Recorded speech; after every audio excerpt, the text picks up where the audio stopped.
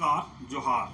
आप देख रहे हैं झारखंड स्वतंत्र खबर। हमारे साथ आर्यन लेडी देनीवाला हैं, सामाजिक कार्यकर्ता हैं।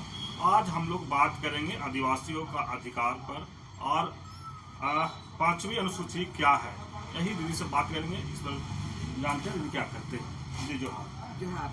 आदिवासियों का अधिकार और 5वीं अनुसूची क्या है, दर्शकों को थोड़ा। पहले मैं आदिवासियों के अधिकार पर चर्चा करने के लिए मैं झारखंड स्वतंत्र खबर को धन्यवाद देती हूँ, और उसके साथ ही झारखंड स्वतंत्र खबर के जितने भी दर्शक होंगे, श्रोता होंगे, उनसे मैं अपनी बात रखते हुए मैं ये आग्रह करूँगी कि जो बातें हम लोग यहाँ कम समय में कर रहे हैं, उन बातों को विस्तारित रूप से, निश्चित रूप से भारतीय संविधान ने हमें जो अधिकार दिया है, पूरे आदिवासी समाज को, मूलवासी समाज को, किसान समाज को, दलित समाज को, हर जाति और धर्म के लोगों को जो अधिकार दिए हैं, उसको उसका बृहत जानकारी रखना चाहिए। और उसके लिए हर कोई को भारत के संविधान को जिस तरह से और धार्मिक ग्रंथों को जिस तरह से पढ़ते हैं, उस पर मनन करते हैं, आज की तारीख में हमारे जो भारतीय संविधान ने जो हमें अधिकार दिया है, भारत के संविधान को उसी तरह से ध्यान करना चाहिए, मनन करना चाहिए, मंथन करना चाहिए और अपने अधिकार के बारे में विस्तृत जानकारी लेना चाहिए। आपने जो सवाल किया है कि आदिवासियों का अधिकार और विशेष करके 5वीं अनुसूची के बारे में बात करने के लिए, मैं 5वीं अनुसूची पर जो भारतीय संविधान में जो अधिकार जो दर्ज किए गए हैं, रेखांकित किए गए हैं, उनके बारे में अपनी बात रखने के पहले मैं ये बात कहना चाहती हूँ कि आखिर ये भारत के संविधान में आदिवासियों के लिए ये अधिकार को अलग से विशेष रूप में भारत के संविधान में रेखांकित करने का क्या जरूरत पड़ा, और कौन ऐसे अधिकार हैं जो भारत देश में और किन किन क्षेत्रों में वो भारतीय संविधान में, भारत के संविधान के निर्माताओं ने आदिवासियों के लिए विशेष क्षेत्र के रूप में आइडेंटिफाई किया और विशेष कानून के रूप में देने का काम किया। एक तो मैं वहाँ से जानना चाहती हूँ कि आखिर ये जो आदिवासियों को विशेष अधिकार देने के पीछे का जो कारण है, सब कोई जानते हैं, और इतिहास को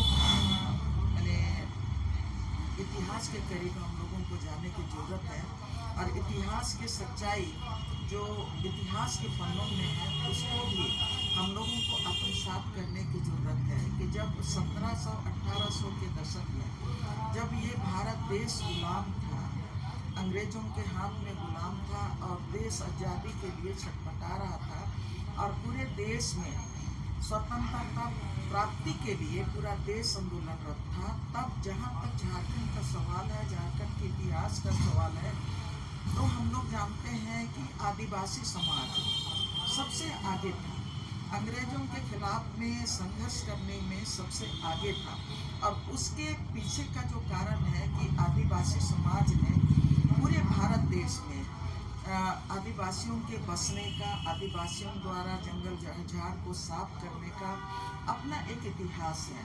जंगल झाड़ को साफ करते समय उन्होंने बाघ से, भालू से, खतरनाक जंगली जानवरों से संघर्ष किया, और जंगल को साफ करते गए, खेती लायक जमीन बनाते गए, और उसके साथ ही गांव बसाते गए, गांव का विस्तार होते गया, और गांव को संचालित करने के लिए आदिवासी समाज ने अपनी व्यवस्था बनाया। गांव का जो सबसे पहले गांव में जिस इलाके में जिससे आदिवासी समाज के जो क्या बोलते हैं, बुजुर्ग या तो जो व्यक्ति आगे बढ़ के जिस इलाके के जंगल को साफ करने का काम किया और उनके द्वारा वो इलाका को आबाद किया गया, तो वो क्षेत्र उनके नाम से रखा गया, उनके नाम से रखा गया। और उसके साथ ही उस इलाका में उनके जो वंशज हैं, उन वंशजों का अपना खुटखटी राइट्स होते गया, मतलब अपना राइट्स हो गया, जिसमें को कि आज की तारीख में हम लोग परंपरागत अधिकार की बात करते हैं। और जितने इलाके को उन लोगों ने साफ किया और गांव बसाते गया, जमीन खेत खरियान बनाते गया, उसको अपना परंपरागत अधिकार के रूप में, खुटखटी राइट्स के रूप में माना गया। और उस क्षेत्र में वहाँ जिस तरह से समाज का विस्तार होते गया, तो आदिवासी समाज जंगल और जमीन के साथ, पर्यावरण के साथ उनका माने ताना बाना है। वो सिक्के के दो पहलू हैं। वो आदिवासी समाज और पर्यावरण, जल जंगल जमीन को अलग करके हम देख नहीं सकते हैं। और पर्यावरण में सब कुछ आते हैं, उसमें जितने जंगली जानवर भी आते हैं, उसमें जितने जीव जंतु भी उसमें आते हैं, उसमें आपके आकाश में उड़ने वाले पंछी से लेके सब कुछ आते हैं। तो जब गांव बसाने का काम किए, तो वो लोग एरिया बेसिस पे, अगर जिस एरिया में, जिस जंगल में जो वृक्ष ज़्यादा है, साल का वृक्ष ज़्यादा है, तो उस इलाके को उसी नाम से पुकारा गया। जिस इलाका में आम का पेड़ है, तो उसको अम्बाकोना के नाम से, अम्बाटोला के नाम से, अम्बा गाँव के नाम से। जहाँ पर जामुन ज़्यादा है तो जामटोली के नाम से, या तो जहाँ पर भालू लोग ज़्यादा है तो भालूटोली के नाम से। जहाँ पर जिस चिड़िया का ज़्यादा है तो सुगा मैना के नाम से भी रखा गया। तो ये पेड़ पौधे के नाम के साथ, वो जीव जंतुओं के नाम के साथ भी गाँव का नामकरण भी किया गया। और उसी आधार पे ये जो आदिवासी समाज का अपना जो परंपरागत जो व्यवस्था है ना, वो गांव को चलाने के लिए अपना व्यवस्था के साथ ये समाज आगे बढ़ा। आज जब देश में अंग्रेजों ने हमला किया और आदिवासी समाज ने कहा कि नहीं, यहाँ से वहाँ तक हमारा दिन के नाम पर भी हमारे एंसेस्टर का जो नाम होता था, मंगरा होता था, बुधवा होता था, मंगरी, बुधनी, बिरसी, ये होता था। तो वो लोग बोलते थे कि मंगरा बुढ़ा यहाँ से वहाँ तक जमीन को साफ किया, तो ये उनके खानदान का हुआ। और ये बिरसा का खानदान यहाँ से यहाँ तक वहाँ सब हो गया। अब ये जो अपना जो परंपरागत जमीन है, अपना खुटखटी अधिकार है, तो उसमें कोई टैक्स नहीं होता था, किसी का कोई हस्तक्षेप नहीं होता था। उस इलाका को लोग अपने तरह से चलाते थे। तो उसी को बोलते हैं स्वशासन व्यवस्था। अपने गांव को अपनी तरह से चलाते थे। अपना पढ़ा व्यवस्था भी उन्होंने ये किया, खड़ा किया समाज को चलाने के लिए। उराव में भी, मुंडा में भी, वो खड़िया संथाल, सभी समाज ने अपने तरह से सामाजिक व्यवस्था खड़ा किया और उसको उसी से अपना गांव क्षेत्र को, अपना जल जंगल जमीन को संरक्षित और नियंत्रित और संचालित भी करने का काम किया।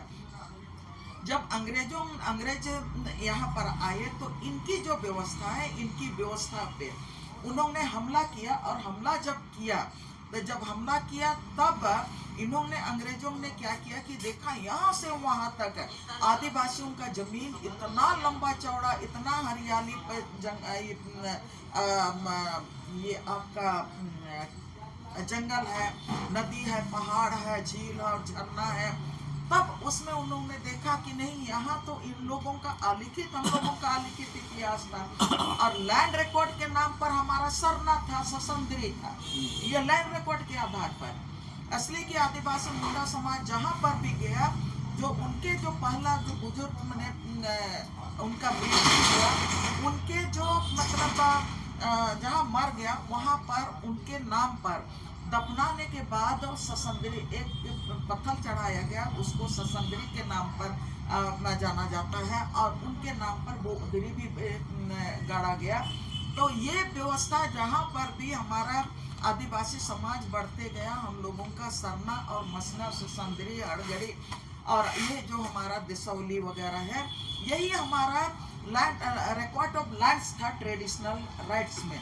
लेकिन जब अंग्रेजों ने यहाँ पर जमीन कानून जमीन पर अपना व्यवस्था थोपना शुरू किया। और जो हमारा कलेक्टिव राइट्स था, इंडिविजुअल राइट्स नहीं था, वो तो पूरे क्षेत्र में सबका मैंने एक खानदान का जमीन का मालिक हुआ करता था। लेकिन जब इन्होंने इसको इंडिविजुअल राइट में बदलने का कोशिश किया और लैंड सेटलमेंट का जो प्रक्रिया शुरू किया 1800 के दशक में, तब उसी समय से आप देख रहे हैं कि इस इलाका में सिद्धू कानून का हुल हुआ।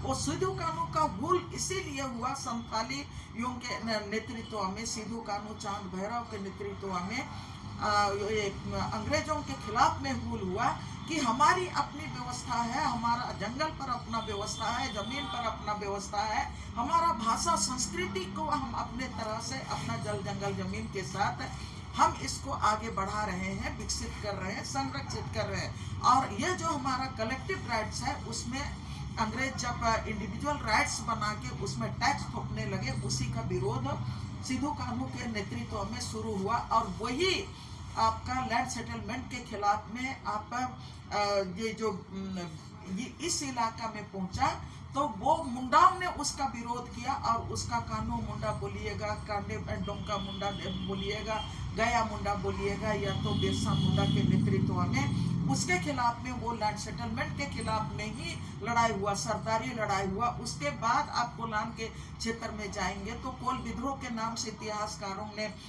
उस संघर्ष को दर्ज किया है। लेकिन कोल विद्रोह का मतलब कि आदिवासियों को उस समय कोल कहा जाता था, अंग्रेज लोग कहते थे, जमींदार लोग कहते थे। लेकिन ये वो लोगों का विद्रोह वहाँ पर सिंगराय मानकी और बिंद्राय मानकी, पोटो हो वगैरह के नेतृत्व में ये आंदोलन चला। और आज भी उसी का देन है कि आज भी मुंडाओं के बीच में मुंडारी कुटकटी अधिकार है। और आज भी कोल्हान में विल्किंसन रूल के तहत मान के मुंडाओं को अधिकार है जमीन पर, जंगल पर। और उसी के तहत आपका माझी और परगना को, आपका संथाल परगना इलाके में जमीन को, गांव को चलाने के लिए, जल जंगल जमीन को अपने तरह से नियंत्रित करने के लिए ये व्यवस्था है। और उसी तरह से आपका पश्चिमी क्षेत्र में आप जाइएगा तो आपका उरांव लोगों का भी अपना व्यवस्था है, खड़िया समाज में भी अपना व्यवस्था है। तो ये जो है, ये अंग्रेजों के समय इन लोगों ने, अंग्रेजों के लड़ाई में हमारा जलियांवाला बाग से बड़ा कांड हुआ जो 30 जून 1856 को हुआ, जिसमें कि 25,000 से ज्यादा संथाली, आदिवासी और पुरुष मारे गए। और अंग्रेजों के खिलाफ में जब लड़ाई लड़ी गई तो संथालियों ने आपका वहाँ पर मटाइड ये टावर है जहाँ आपका साहिबगंज में, और वहाँ से अंग्रेज सैनिकों ने वो तीर चलाना शुरू किया। और हमारा आदिवासी लोग सीने में तीर को मैंने सीने में गोलियों को रोकते गया, लेकिन उन्होंने पीठ पीछे करके नहीं भागा। ये स्वशासन की लड़ाई थी, ये परंपरागत अधिकार की लड़ाई थी। और उसी तरह से आप यहाँ पर 9 जनवरी की बात करेंगे, डुम्बारी बुरू में यहाँ पर हमारों हजारों आदिवासी मुंडा और आदिवासी मुंडा समुदाय के लोग मारे गए, अंग्रेजों की गोलियों में से छलनी हो गए। तो ये तमाम जो संघर्ष थे वो आपका आदिवासी समाज का अपना परंपरागत अधिकार को बरकरार रखने के लिए। और वहीं पर आप देखिएगा कि आगे बढ़ते हुए देश की आज़ादी में, ये तमाम देश की आज़ादी की लड़ाई में आप गिनती कीजिए। और उसके बाद आप देखिएगा कि महात्मा गांधी का जब असहयोग आंदोलन हुआ, और असहयोग आंदोलन हुआ उस समय हमारा गुमला के बिशुनपुर के जतरा टाना भगत उरांव समुदाय ने असहयोग आंदोलन में कूद गया। और जब असहयोग आंदोलन में उरांव आदिवासी समाज जतरा टाना भगत के नेतृत्व में वो कूद गया, तब अंग्रेजों ने उरांव समुदाय का जमीन को सीज कर लिया कि तुम महात्मा गांधी का असहयोग आंदोलन से अपने को तुम अलग करो, नहीं तो तुम्हारा जमीन को हम सीज कर रहे हैं। और सब कोई जानते हैं और ये इतिहास भी गवाह है कि ये अभी तक भी, ये कुछ दिन पहले इस जमीन को सरकार ने आज़ादी के बाद उनको रिलीज किया है, जो उसको सीज कर दिया गया था उसको। तो ये तमाम चीजों को देखने के बाद कि आदिवासी समाज का भारत छोड़ो आंदोलन, अंग्रेज को भारत से भगाने के लिए जो आंदोलन चला, स्वतंत्र भारत का जो आंदोलन चला, उसमें आदिवासियों ने आप सिद्धू कान्हू से लेके आपका बिरसा मुंडा, गया मुंडा, या तो आप सरदारी लड़ाई वीर बुद्धू भगत की का संघर्ष बोलिए, तेलंगा खड़िया का संघर्ष बोलिए, या तो आपका जतरा टाना भगत का संघर्ष बोलिए, ये संघर्ष जो संग्राम में जो लोग थे, भारत के लोगों ने देखा, जो गैर आदिवासी समुदाय ने देखा कि बढ़ चढ़ के झारखंड के आदिवासियों ने अंग्रेजों को भगाने के लिए स्वतंत्रता संग्राम में भाग लिया। तब यही है कि जब देश आजाद हुआ, जब संविधान का जो निर्माता थे, उसमें झारखंड के भी 4 संविधान महासभा, संविधान सभा में 4 लोग थे। 4 लोगों ने उस समय मैंने जो अंतिम जो लड़ाई था, उस लड़ाई को भी उन्होंने देखा। और सबको जानते हैं कि संविधान सभा बनाने वालों में से जयपाल सिंह मुंडा भी थे। और देश की आज़ादी के बाद जब जवाहरलाल नेहरू प्राइम मिनिस्टर थे, तब उनसे पूछा गया था कि तुम अब तो खुश हो सब कोई, तो सब कोई खुश है ये बोला। लेकिन एक सांसद जो जयपाल सिंह मुंडा, वो खड़ा होके बोला कि हम खुश नहीं हैं। तो सब कोई देखने लगे कि ये खुश कहीं नहीं है, देश तो आजाद हो गया और अब हम अपना संविधान के साथ इस देश में हम अपना अधिकार की बात करेंगे, अपना संविधान को चलाने की बात करेंगे। लेकिन जयपाल सिंह मुंडा ने कहा था कि हमारा आदिवासी समाज और जो दूसरे आदिवासी समाज है, उनके पेरालाल में, माने शिक्षा में, स्वास्थ्य में, नौकरी में, चाकरी में, अपना भाषा और संस्कृति के संरक्षण में, या तो अपने जो अधिकार है, जल है, जंगल है, जमीन है, उनके अधिकारों की रक्षा में, दूसरे समाज के पेरालाल में अगर हमारा समाज को अधिकार नहीं दिया जाता है और उनके अधिकार संरक्षित नहीं होंगे, तब तक हम खुश नहीं रहेंगे। तो ये मैं इतना लंबा इसलिए कह रही हूँ कि आज इसको समझने की जरूरत है कि 5वीं अनुसूची कहने से तो दूसरी लाइन में पूरा किया जा सकता है, लेकिन क्यों बना? तो ये जो संविधान बनाने वाले लोग उसी समय देख लिए थे कि आदिवासी समाज का जल और जंगल और जमीन के साथ, पर्यावरण के साथ अलग रिश्ता है। बाकी जो समुदाय है उससे, देश के बाकी जो जाति और धर्म है, उनसे बिल्कुल ये आदिवासी समाज का अलग रिश्ता है। और आदिवासी भाषा और संस्कृति वहीं पर, मतलब वो आदिवासी समाज के साथ जीवित रह सकता है जहाँ पर जंगल है, जमीन है, नदी है, पहाड़ है, और इनके जो कुल देवता है, जिनके जो माने भगवान जो माने जाते हैं, वो जल, जंगल, जमीन है, नदी है, पहाड़ है, वही इनके भगवान है। तो ऐसे परिस्थिति में जब ये संविधान बनाने के समय लोगों ने ये ध्यान में रखा कि ये जो आदिवासी इलाके के लिए तीन तरह के कानून बने। 3 तरह के कानून जो बने, उसमें उन लोगों ने ध्यान दिया कि एक माने जनरल कानून बना जो पूरे देश के लिए रहा, और उसके बाद ये झारखंड जैसे और भी देश के जो 10 राज्य हैं, उनको के लिए अलग कानून बना जो आदिवासी बहुल इलाका है।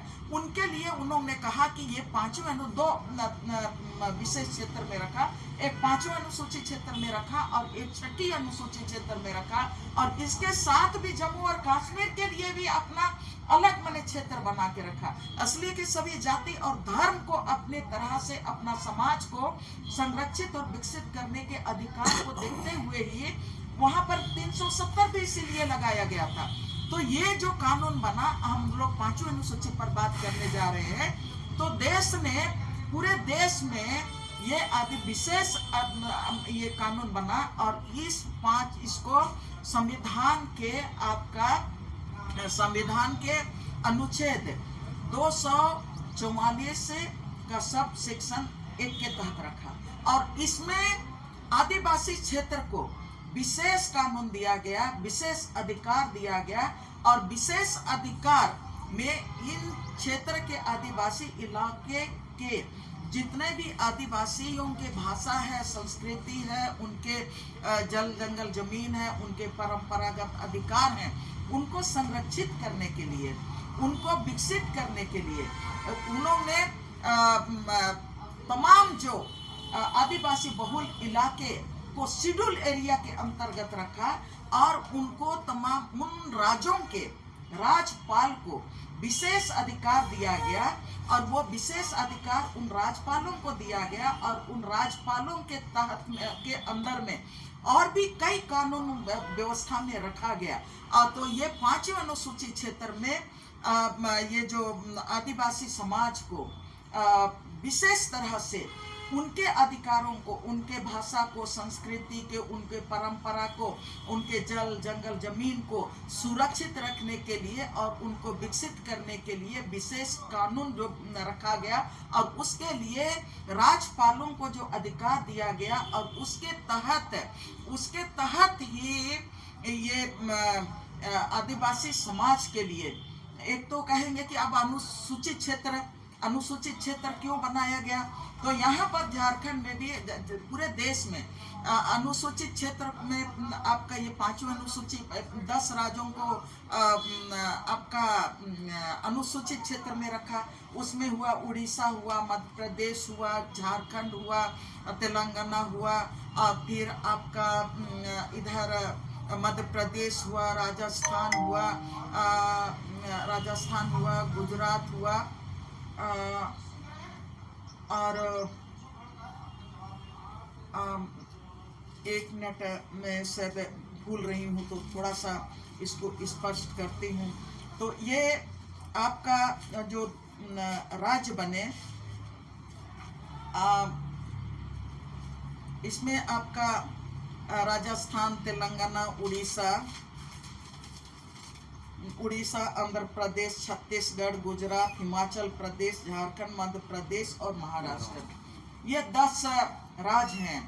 और बाकी जो आपका बाकी आपका आएंगे, मिजोरम आएंगे, असम आएंगे, मेघालय आएंगे, त्रिपुरा आएंगे, ये सब 6 शेड्यूल में रखा गया। और ये 5वें अनुसूची के साथ जो मैं पीछे बात रखी, उन अधिकार और उन उद्देश्यों के पूर्ति के लिए ये 5वें अनुसूची में रखा गया। और ये 6ठी अनुसूची में भी इससे थोड़ा सा और भी माने अधिकार 6ठी अनुसूची को भी दिया गया। अब हम लोग यहाँ पर देखेंगे कि हमारे झारखंड में 5वें अनुसूची के तहत है। तो हमारे पहले झारखंड में आपका 13 जिला होते थे, लेकिन जब नए कई जिला बनाए गए, तब नए कई जिला बनाए गए, उसके तहत में आज की तारीख में आपका वो जो जिलों का जो संख्या है ना, वो जिलों का संख्या बढ़ के आज की तारीख में जो 5वें अनुसूची के तहत में है, वो जो नए तरह से बाद में जो अनुसूचित किया गया, जिसमें कुछ आंशिक है, कुछ पूर्ण है। तो इसमें रांची जिला है, लोहरदगा जिला है, गुमला है, सिमडेगा है, लातेहार है, पूर्वी सिंहभूम, पश्चिमी सिंहभूम, सरायकेला, खरसुआ, साहिबगंज, दुमका, पाकुड़, जामताड़ा, पलामू जिला, गढ़वा जिला। पलामू जिला का अब सतबरवा प्रखंड है, सतबरवा प्रखंड एवं बकोरिया पंचायत है, ये आपका शेड्यूल एरिया में आएगा। गढ़वा जिला में आपका भंडरिया प्रखंड है, वो शेड्यूल एरिया में आएगा। और उसके साथ ही आपका ये गोड्डा जिला का सुंदर पहाड़ी और ग्वारीजोर प्रखंड है, वो शेड्यूल एरिया में आएगा। और उसके साथ ही बाद में खूंटी जिला भी बना, तो खूंटी जिला पूरी तरह से वो शेड्यूल एरिया में आता है। तो ये देश में शेड्यूल एरिया जहाँ पर आदिवासी आदिवासी बहुल इलाका को वो शेड्यूल एरिया में रखा, और जो आदिवासी बहुल क्षेत्र से बाहर है उसको जो अनुसूचित क्षेत्र में के रूप में माना जाता है, जिसको माडा इलाका के रूप में हम जो लोग जानते हैं। और उसी के तहत अब ये अनुसूचित जनजातियों का अनुसूचित क्षेत्र में, ये तो अनुसूचित क्षेत्र की बात हम लोग की है, अब उसके भीतर में बोलता है अनुसूचित क्षेत्र में अनुसूचित जनजातियों के अधिकार को सुरक्षित करने के लिए जो विशेष कानून बनाया गया, उनके भीतर में भी बोलता है कि अनुसूचित क्षेत्र में केंद्रीय कानून और राज्य का विधान मंडल का कानून उसको प्रभावी नहीं करेगा, उनको प्रभावी नहीं करेगा। जो लड़ाई हम लोग मैंने लड़ते रहते हैं वो इसीलिए बोलते हैं। और ये आपका अनुच्छेद आपका 244 में कहता है कि 5वें अनुसूचित क्षेत्र में नगर निकाय का चुनाव नहीं होगा। तो वहां पर वो कहता है कि जब आगे चल के आते हैं, पहले मैं बताना चाहूंगी कि अब अनुसूचित जनजाति कौन लोग हैं। अनुसूचित जनजाति के लिए भी ये हम लोग जानते हैं कि अनुसूचित जनजाति के लिए भी संविधान, भारतीय संविधान के संवैधानिक आदेश 1950 के संवैधानिक आदेश के 22 के अनुसार राज्य में अनुसूचित जनजातियों की सूची तैयार की गई है। यह संवैधानिक आदेश के 1950 के 22 के तहत में अनुसूचित जनजातियों का सूची तैयार किया गया है। उसमें सिर्फ उरा मुंडा खड़िया केवल नहीं है। जो अनुसूचित जनजातियों का जब हम सूची की बात करते हैं और 5वें अनुसूचित क्षेत्र में उनके अधिकारों के संरक्षण की बात करते हैं, तो इसमें 32 अनुसूचित जनजातियां हैं। 32 अनुसूचित जनजातियां हैं जो जिसको लोग कहते हैं कि नहीं, आप लोग बोलते हैं कि आदिवासी लोग अल्पसंख्यक हैं, लेकिन हम अल्पसंख्यक नहीं हैं। हमारे कुछ समुदाय को आप गिनती करते हो और कुछ समुदाय को कहते हो कि नहीं, ये तो आदिवासी अनुसूचित जनजाति में नहीं आते हैं। अभी तो धर्म और कर्म के नाम पर मतलब आदिवासी समाज को कई खंडों में बांट दिया जा रहा है। तो यहाँ पर जो 32 अनुसूचित जनजातियां हैं, वो 5वें अनुसूचित के तहत में उनका जल जंगल जमीन पर उनका पूरा उनको माने मैनेजमेंट करने का उसको कंट्रोल करने का अधिकार है। और उसी के तहत में जब आगे चला तो हम लोग देख रहे हैं कि ये जो जब पिछला इसमें जो पंचायती राज कानून आया था, उसमें लोगों ने देखा कि नहीं, इस कानून के तहत आदिवासी इलाके अनुसूचित क्षेत्र के आदिवासियों को, दलितों को, मेहनत का समुदाय को उनका अधिकार नहीं मिल रहा है। विकास का जो लाभ होना चाहिए वो विकास का लाभ नहीं मिल रहा है। जंगल पर उनका जो नियंत्रण का अधिकार है वो नियंत्रण का अधिकार उनको नहीं मिल रहा है। और उसको मैनेजमेंट करने का जो अधिकार है वो मैनेजमेंट करने का भी अधिकार नहीं मिल रहा है। अपने भाषा और संस्कृति को संरक्षित करने का जो अधिकार है वो अधिकार भी नहीं मिल रहा है। और उसी को देखते हुए आपका 1996 में कौन केंद्र सरकार में था, तो उन्होंने कहा कि नहीं, ये आदिवासियों का विकास नहीं हो पा रहा है, उनका जल जंगल जमीन का संरक्षण नहीं हो रहा है, उनके अधिकारों को संरक्षित नहीं हो पा रहा है। तो इसके लिए उन्होंने दिलीप सिंह भूरिया को मैंने के अध्यक्षता में एक कमेटी बनाई और उन्होंने कहा कि तो आप मैंने सुदूर आदिवासी इलाके का आप लोग मैंने ये कीजिए, स्टडी कीजिए कि उनको क्या लाभ मिल रहा है, नहीं मिल रहा है, उनके भाषा संस्कृति का संरक्षण हो रहा है, नहीं हो रहा है। ये जो 5वें अनुसूची के तहत जो अधिकार उनका है वो अधिकारों का संरक्षण हो पा रहा है ये भारत के संविधान के द्वारा या नहीं हो पा रहा है, इसलिए कि ये विशेष क्षेत्र में है, 5वें अनुसूची विशेष क्षेत्र में है। लेकिन तमाम चीजें जो आ रही थी कि विकास योजनाओं के नाम पर आदिवासियों का जंगल और जमीन लुटाते जा रहा है और विकास योजनाओं का भी आदिवासियों का लाभ नहीं मिल रहा है। तब ये समिति ने जो स्टडी करके लाया, उसके बाद उन्होंने ये मैंने रिपोर्ट बनाया और संसद में पेश किया कि आदिवासियों के लिए उन्होंने 23 जो प्रावधान लेके आए, उस प्रावधान में जो पहले से था जंगल को नियंत्रण करने का, जमीन को नियंत्रण करने का, लघु वनोपज को संरक्षित करने का, उनका विपणन करने का, माइनर मिनरल्स पर अपना अधिकार जो गांव का है, परंपरागत अधिकार है, जंगल जमीन पर जो सामुदायिक अधिकार है, उस अधिकार को संरक्षित करने के लिए वो 22 जो कानून पॉइंट अधिकार लेके आए, उसमें गांव को भी मतलब गांव में बाजार लगा सकते हैं आप, नहीं लगा सकते हैं, मेला लगाएंगे नहीं लगाएंगे, अपना शिक्षण संस्थान चलाएंगे किस तरह से चलाएंगे नहीं चलाएंगे, ये तमाम अधिकार उसमें दिए गए हैं। तो उसी के आधार पर जो ये जब वो पार्लियामेंट में लाया गया, दिलीप सिंह भूरिया के नेतृत्व में जो कमेटी बनाई, तो उसको जब पार्लियामेंट ने मोहर लगाया तो वो मैंने 73 अमेंडमेंट, संविधान के 73 अमेंडमेंट में लाया गया और उसमें वो कहा गया, उसी के 73 अमेंडमेंट को पेशा के रूप में हम लोग जानते हैं। पेशा में जो मतलब प्रावधान किया गया और उससे शेड्यूल एरिया के लिए वो हमारा वो मील का पत्थर की तरह वो बना और उसमें राष्ट्रपति ने भी मुहर लगा दिया 24 दिसंबर 1996 को।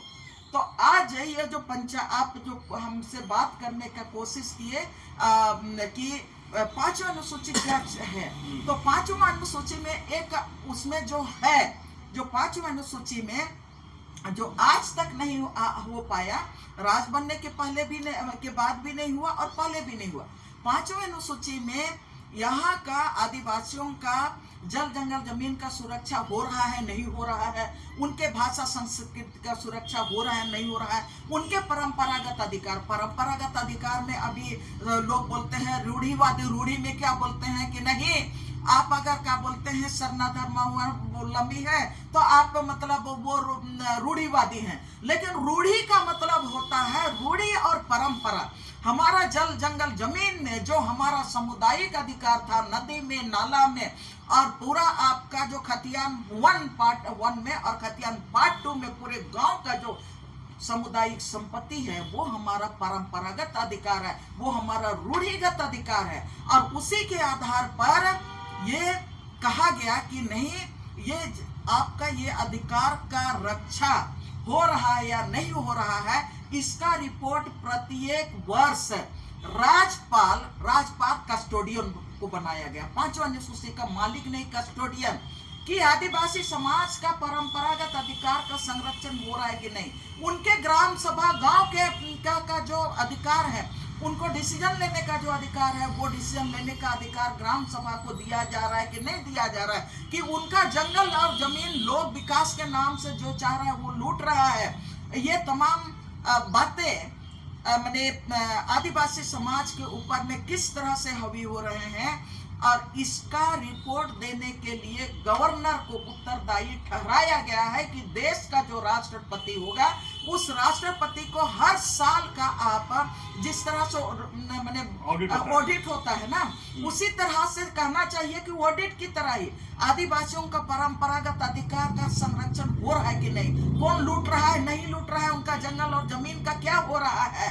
और ये तमाम रिपोर्ट राज्यपाल को देश के राष्ट्रपति को देने का है। लेकिन जब से हम लोग होश संभाले हैं, हम लोग तो जमीन को लूटते हुए देख रहे हैं, जमीन को बांटते हुए देख रहे हैं, आदिवासी समाज के ऊपर में विकास का बुलडोजर चलाते हुए देख रहे हैं, और आदिवासी समाज का जो तमाम जो अधिकार है उनको हम लोग लुटाते हुए देख रहे हैं। CNT एक्ट का वायलेशन होते हुए देख रहे हैं, SPT एक्ट का वायलेशन होते हुए देख रहे हैं, और ऐसे हम लोग कभी नहीं देखे। हम लोग तो लड़ाई लड़ने वाले हैं। 1995 से लगातार बोलते हैं कि हम लोग लड़ाई लड़ रहे हैं, लेकिन हम लोग बार बार हम लोग महामहिम के पास जाते हैं, बोलते हैं कि पांचवा अनुसूची का मने हनन हो रहा है, पांचवा अनुसूची के कानून का बाईपास हो रहा है, और यहाँ पर जमीन लुटा रहा है, जंगल लुटा रहा है, आदिवासियों का गांव पर बुलडोजर चलाया जा रहा है, इसको आपको रोकना है, आप कस्टोडियन हो। लेकिन हम लोग को तो अभी तक हम लोग महसूस नहीं कर पाए हैं कि ये पांचवा अनुसूची में जो कस्टोडियन के रूप में जो गवर्नर को रखा गया है, वो रिपोर्ट मैंने देश के राष्ट्रपति को देते हैं कि नहीं देते हैं। हम लोग बोलते हैं कि पांचवा अनुसूची में ये अधिकार है, हमारा CNT एक्ट में ये अधिकार है, हमारा बहुफसली की जमीन को बचाने के लिए CNT एक्ट के सेक्शन इसमें ये कहता है, और हम लोग ये कहते हैं कि ये पांचवा अनुसूची क्षेत्र में हमारा 46 सेक्शन 46 ये कहता है। हम लोग ये बताते हैं, हम लोग बताते हैं कि हमारा पेशा कानून में ये अधिकार दिया हुआ है, और ग्राम सभा को निर्णय लेने का अधिकार है, ये हम लोग बताते हैं। लेकिन उल्टे यही कस्टोडियन के निरीक्षक के अंडर में जो सरकारें हैं, राज्य सरकारें हैं, झारखंड अलग राज्य बनने के बाद भी जो जंगल की जमीन बचाने की बात करता है तो राज्य हित में भी बात करते हैं, जो मानवाधिकार के हित की बात करता है, जो 5वां अनुसूची का सुरक्षा की बात करता है, पेशा कानून के सुरक्षा की बात करता है, CNT एक्ट का पालन करने की बात करता है, वो देशद्रोह उन्हीं को करार दिया जाता है। उन्हीं को क्या बोलते हैं, नरेंद्र मोदी के राज में और यहाँ पर भारतीय जनता पार्टी की जो सरकार थी तो उन लोगों को देशद्रोह भी करार दिया, अर्बन नक्सलाट भी करार दिया और उनके ऊपर में देशद्रोह का केस भी कर दिया। तो ये तमाम चीजें हम लोग देखते आ रहे हैं और हम लोगों को अच्छी तरह से समझ में आता है। क्या पता गवर्नर, एक घटना मैं बताना चाहती हूँ। जब ArcelorMittal के खिलाफ हम लोग लड़ाई लड़ रहे थे, हम लोगों को पता है कि गांव के सीमा के भीतर में जितना भी जंगल है, जमीन है, जितना भी नदी है, पहाड़ है, सब कुछ गांव का संपत्ति है। ये फॉरेस्ट राइट एक्ट में भी करता है, ये खतियान पार्ट 2 में भी यही बात करता है, हमारा CNT एक्ट में भी यही कहता है।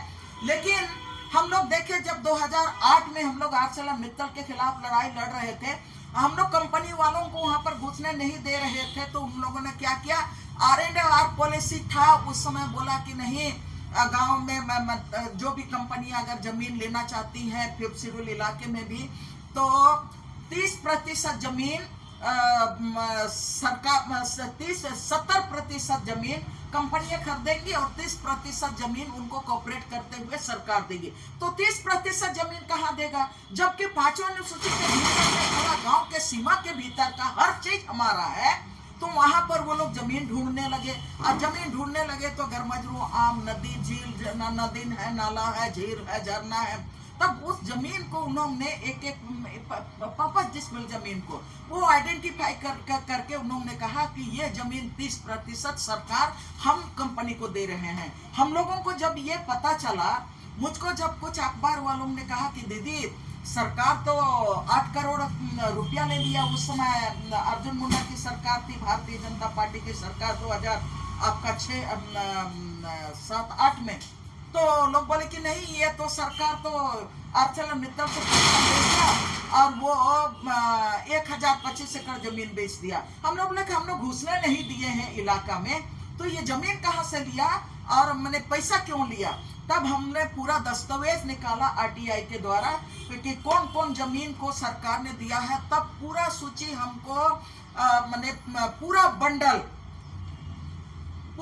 क्या पता कितना मैंने 1000 का दस्तावेज था, वो मुझको मैंने जिला मुख्यालय से मिला RTI में। उसको अध्ययन करने के बाद हम लोगों ने गवर्नर को घेरा। हम लोगों ने कहा कि आप 5वें अनुसूची क्षेत्र का आप कस्टोडियन हो, मालिक नहीं हो, संरक्षक हो, और आपको जमीन बेचने का अधिकार नहीं है। तो आपने जमीन किस तरह से कंपनी को देने का काम किया, कैसे गांव का आपने कंपनी को मालिक बना दिया।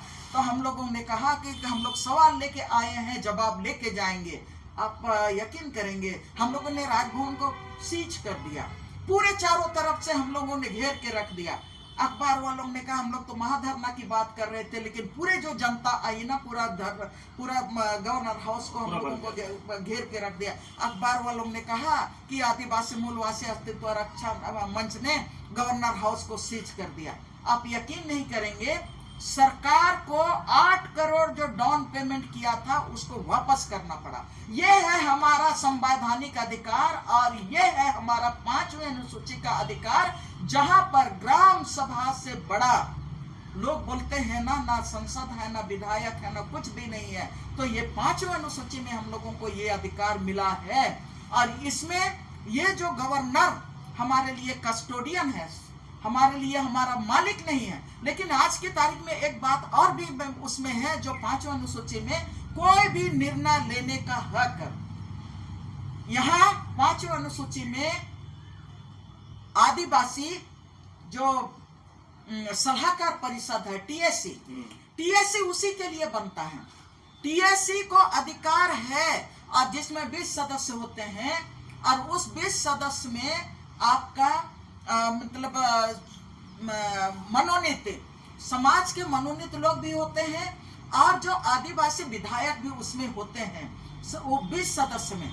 अभी तो हेमंत सरकार आने के बाद कुछ उसमें थोड़ा सा फेरबदल भी किया गया है, लेकिन जो मूल चीज है कि 5वें अनुसूचित क्षेत्र में जो भी योजना लाई जाएंगी उन योजनाओं को इम्प्लीमेंट करना है नहीं करना है, उस क्षेत्र के लिए उपयोगी है अनुपयोगी है, आदिवासियों का भाषा और संस्कृति के संरक्षण के खिलाफ है, या तो उनके लिए आपका सुरक्षा कवच बनेगा, उनको मूल्यांकन करते हुए जो टीएससी है आदिवासी सलाहकार परिषद है, उस परिषद में उनको पहले माने चर्चा करना होगा। और चर्चा करने के बाद जब टीएससी बोलेगी कि ये कानून यहाँ पर लागू होना चाहिए, तो वो उसको गवर्नर के पास जाएगा और गवर्नर उसके बाद से उसको राष्ट्रपति के पास कानून बनाने के लिए भेजेगा।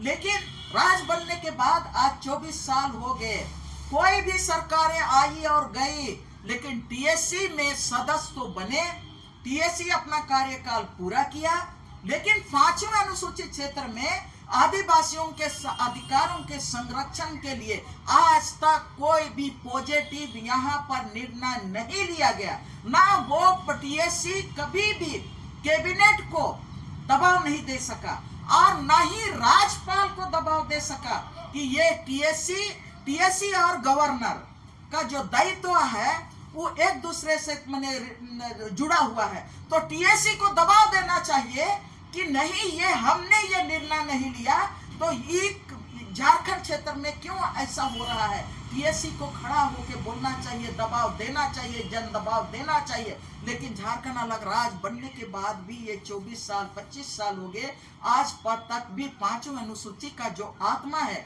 उस आत्मा के तहत जो आदिवासियों को अधिकार उनका जो है संविधान ने दिया है, उस अधिकार का पालन नहीं हो रहा है। ये दुर्भाग्य की बात है। और अभी उसी के तहत हमें ये उसी से एक दूसरे से जुड़ा हुआ है 5वें अनुसूची और ये जो हमारा पेशा कानून, और उसके साथ ही आप आगे बढ़ेंगे तो 2008 में जो फॉरेस्ट राइट एक्ट बना, उसमें पूरे प्रावधान की बात नहीं, लेकिन जो हमारे बिहार में जो कानून जो सेक्शन है वो हमारे साथ जो है उसको तो हम मानेंगे कि ये हमारे लिए बना हुआ है। लेकिन इन तमाम कानून के रहते हुए भी आज 5वें अनुसूची का आत्मा को जिस तरह से जिंदा रखना चाहिए वो जीवित नहीं रख पा रहे हैं। हमारा जल और जंगल और जमीन उस तरह से सुरक्षित नहीं रह पा रहा है।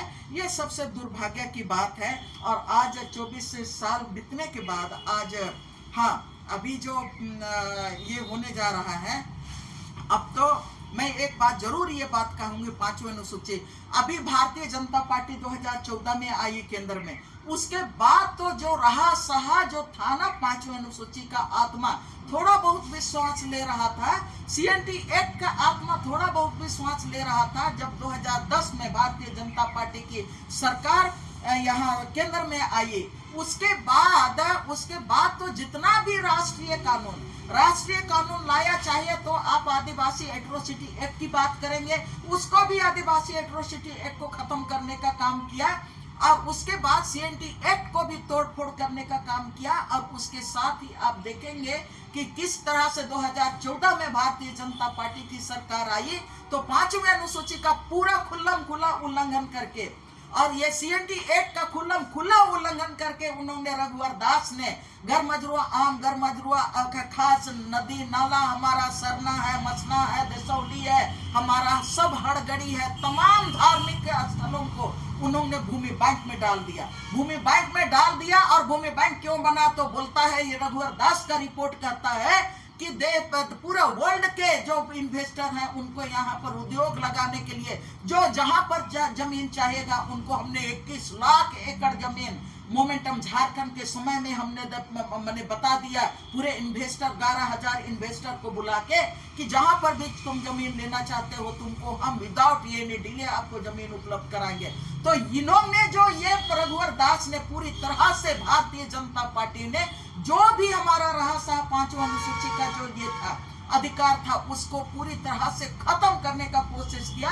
और ये भूमि बैंक बनाया। और भूमि बैंक बनाया तो पूरे वर्ल्ड के लोगों को के लिए उन्होंने आदिवासी क्षेत्र का दोहन करने के लिए, वहां का जंगल और जमीन को लूटने के लिए, हमारा भाषा और संस्कृति को पूरी तरह से रौंदने के लिए भूमि बैंक बना के वहां पर किसी को भी चाहोगे जमीन को लूटने के लिए दरवाजा खोल दिया। वो कहता है भारतीय जनता पार्टी चुनाव आता है तो बोलता है कि आपका पाकुड़ में, साहेबगंज में घुसपैठिए भर गए हैं। लेकिन भारतीय जनता पार्टी तो हमारा 5वां अनुसूची में को तोड़ के, हमारा CNT एक्ट को तोड़ के, और ये 5वां अनुसूची का पूरा अधिकार को खत्म करके तमाम घुसपैठियों को, जो आदिवासियों के जल जंगल जमीन संबंधित तमाम अधिकारों को लूटने के लिए घुसपैठियों को घुसाने का काम किया। और उसके साथ ही नरेंद्र मोदी ने मोदी स्वामित्व योजना लेके आई, लैंड डिजिटलाइजेशन प्रोग्राम लेके आया, और हमारा तमाम जितना भी खाता और खतियान का जमीन है, जो हमारा आम पूरे गांव का सामुदायिक जमीन है, उन तमाम जमीन को अडानी और अंबानी को उनका मालिक बनाने के लिए ड्रोन सर्वे करने का भी कोशिश किया। हम लोगों ने उस पायलट प्रोजेक्ट को रोकने का काम किया। और लेकिन फिर भी वो किस तरह से मोदी सरकार उसका काम को आगे बढ़ा रहा है, और स्वामित्व के योजना के नाम पर वो बोल रहा है कि हम प्रॉपर्टी कार्ड बनाएंगे, 14 डिजिट का जमीन का प्रॉपर्टी कार्ड बनाएंगे। और जितना भी अभी लैंड डिजिटलाइजेशन प्रोग्राम के तहत में 50% 60% गांव के लोगों का खतियानी जमीन का हेरा फेरी हो गया। अब जमींदारी उन्मूलन 1953 में खत्म हो गया। लेकिन ये जो लैंड डिजिटलाइजेशन प्रोग्राम ला के, ये जो रघुवर दास ला के, तमाम जो नए जो ये है आपका जमींदार लोग हैं, उन जमींदारों को ला के खड़ा कर दिया। और आज की तारीख में गांव के गांव वो बोल रहा है कि जमींदारी प्रथा तो खत्म हो गया। सबको जानता है भारत के संविधान में ये है कि जमींदारी प्रथा खत्म हो गया। लेकिन पुराने जमींदार अब सिर उठा रहे हैं और बोल रहे हैं कि नहीं, ये खतियान का जमीन तो हमारा है। अब वहां पर वो लोग क्या कर रहे हैं, आदिवासी लोग कम पढ़ा लिखा हुआ है। नरेंद्र मोदी और आपका अमित शाह ने डिजिटलाइजेशन कर दिया, गो टू झारभूमि.in, go to here and there. जब तक आप वो नहीं करेंगे तो आप यहाँ पर ब्लॉक में, अंचल कार्यालय में अमीन है, या तो आपका क्या बोलते हैं अमीन और कर्मचारी, उनके हाथ से तो आपने छीन लिया। और NIC को आप पूरे झारखंड का, पूरे देश का जमीन का आप मालिक बना दिया। NIC को मालिक बना दिया। 1 नेशन 1 लॉ के नाम पर 1 लैंड, पूरा देश का लैंड रिकॉर्ड आपने एक में बना दिया। और अब आप तो पूरा देश को आप कंगाल करने जा रहे हैं। हमारे 5वां अनुसूची का क्षेत्र का पूरी तरह से आप निष्नभूत करने जा रहे हैं। तो ये तमाम चीजें हैं। और ऐसे परिस्थिति में अब हम लोग झारखंड की बात करेंगे तो झारखंड में अबुआ सरकार है। और अबुआ सरकार में लगातार हम लोग ये बात बोल रहे हैं कि मोदी सरकार के नेतृत्व में, और यहाँ पर झारखंड में रघुवर सरकार के नेतृत्व में जो लैंड बैंक बना है, उस लैंड बैंक को खारिज करना होगा। और लैंड बैंक को खारिज किए बिना आप 5th शेड्यूल का संरक्षण नहीं कर सकते हैं। CNT एक्ट का संरक्षण आज की तारीख में कतई संभव नहीं है। इसीलिए बार बार हम लोग बोल रहे हैं कि 5वां अनुसूची को अगर संरक्षित रखना है, CNT एक्ट को संरक्षित करना है, आदिवासियों के जिंदगी को संरक्षित करना है, उनके भाषा और संस्कृति को सुरक्षित रखना है, उनके जो अस्तित्व और पहचान को सुरक्षित रखना है, तो आपको पहले लैंड बैंक खारिज कीजिए। और उसके साथ ही जो कानून पार्लियामेंट में पास हुआ 24 दिसंबर 1996 में, जो राष्ट्रपति ने साइन किया, राज्य सरकार की जिम्मेवारी है कि उन तमाम 23 प्रावधानों को जो आपको करना है राज्य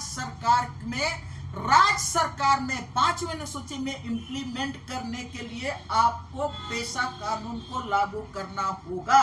तभी हम 5वीं अनुसूची को हम बचा पाएंगे। या तो यहाँ के आदिवासी मूलवासी, सिर्फ आदिवासी मूलवासी केवल नहीं, आज की तारीख में झारखंड में, पहले झारखंड अलग राज्य बनने के बाद आपका 2011 का सेंसस देखेंगे तो आपका यहाँ पर 3.5 करोड़ लोग थे, आबादी थी।